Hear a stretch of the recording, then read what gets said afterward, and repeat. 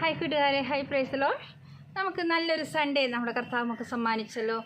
നമുക്ക് നന്ദി കരയറ്റാം. സ്തോത്രം സദാ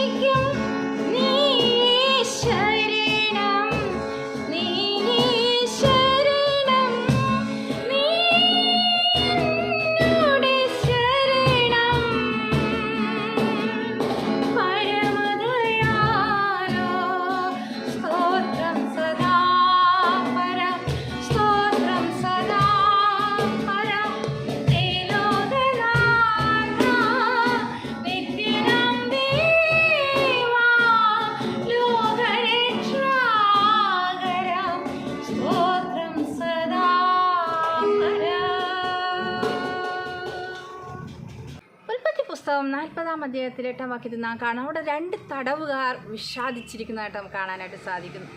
എന്താണ് അവരുടെ വിഷാദം? അവർ സ്വപ്നം കണ്ടു. എന്നാൽ അതിൻ്റെ അർത്ഥം പറയാനായിട്ട് ആരുമില്ല.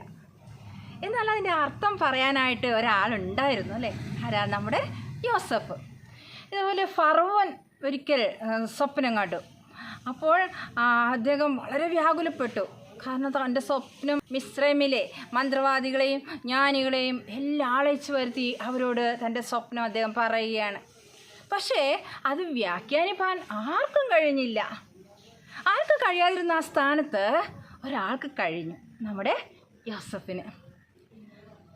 നമുക്കറിയാം, അപ്പോൾ ഫറവോൻ എന്താ പറയുന്നത്? ഭൃത്യന്മാരോട് പറയാണ്, ദൈവാത്മാവുള്ള ഈ മനുഷ്യനെ പോലെ ഒരുത്തനെ കണ്ടുകിട്ടുമോ എന്ന് പറയുന്നതായിട്ട് നാം കാണുന്നു.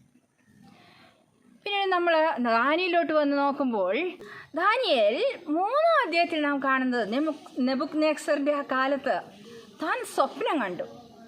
രാജാവിൻ്റെ ആ മനസ്സ് വ്യാകുലപ്പെടുകയാണ്. കാരണം സ്വപ്നം ഓർമ്മയില്ല, ഭയങ്കര അസ്വസ്ഥതയിൽ അദ്ദേഹമായിരിക്കുന്നു. എന്നാൽ രാജാവ് ചോദിച്ച ഗുപ്തകാര്യം വിദ്വാൻമാർക്കും ആഭിചാരകന്മാർക്കും ശകുനവാദികൾക്കും രാജാവിനെ അറിയിപ്പാനായിട്ട് കഴിഞ്ഞില്ല. എന്നാൽ അങ്ങനെ ആ സമയത്തും ഒരാളുണ്ടായിരുന്നു. ആരത്?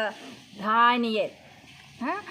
ആ സ്വപ്നവും അതിൻ്റെ അർത്ഥവും അദ്ദേഹം ദാനിയേൽ പറയാണ് രാജാവിനോട്, രാജാവേ, ഇത് ആ രഹസ്യങ്ങളെ വെളിപ്പെടുത്തുന്ന ഒരു ദൈവം സ്വർഗത്തിലുണ്ട്. അദ്ദേഹം വരാനിരിക്കുന്ന കാര്യങ്ങൾ, സംഭവിക്കാനിരിക്കുന്ന കാര്യങ്ങളെ രാജാവിനെ അറിയിച്ചിരിക്കുകയാണ് എന്ന് പറഞ്ഞു.